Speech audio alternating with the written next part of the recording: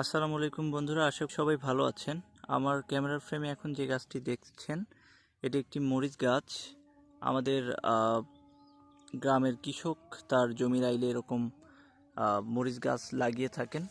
দেখুন, এই যে এগুলো দিয়ে তাদের আসলে দৈনন্দিন কর্মকাণ্ড বা খাবারের জন্য যতটুকু মরিচের প্রয়োজন হয়, তারা এখান থেকেই সেই চাহিদা মিটিয়ে থাকেন।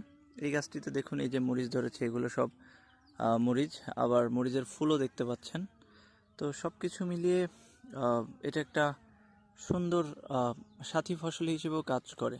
আর এই যে এই ক্ষেত্রে দেখছেন, এই যে যদি আমি একটি পেঁয়াজ তুলে দেখাই, এই যে পেঁয়াজ, এই পেঁয়াজটি হতে আরও মোটামুটি 15 দিনের মতো সময় লেগে যাবে। এই যে একটি পেঁয়াজ ক্ষেত। তো সব কিছু মিলায় চমৎকার এক যাত্রা। আসসালামু আলাইকুম বন্ধুরা, আশা করি সবাই ভালো আছেন। আমার ক্যামেরার ফ্রেমে এখন যে গাছটি দেখছেন, এটি একটি মরিচ গাছ। আমাদের গ্রামের কৃষক তার জমির আইলে এরকম মরিচ গাছ লাগিয়ে থাকেন।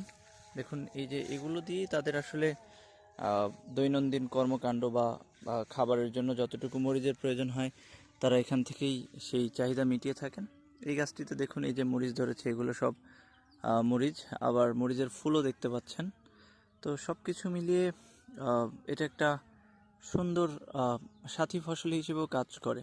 আর এই যে এই ক্ষেত্রে দেখছেন, এই যে যদি আমি একটি পেঁয়াজ তুলে দেখাই, এই যে পেঁয়াজ, এই পেঁয়াজটি হতে আরও মোটামুটি 15 দিনের মতো সময় লেগে যাবে। এই যে একটি পেঁয়াজ ক্ষেত। তো সব কিছু মিলায় চমৎকার এক যাত্রা।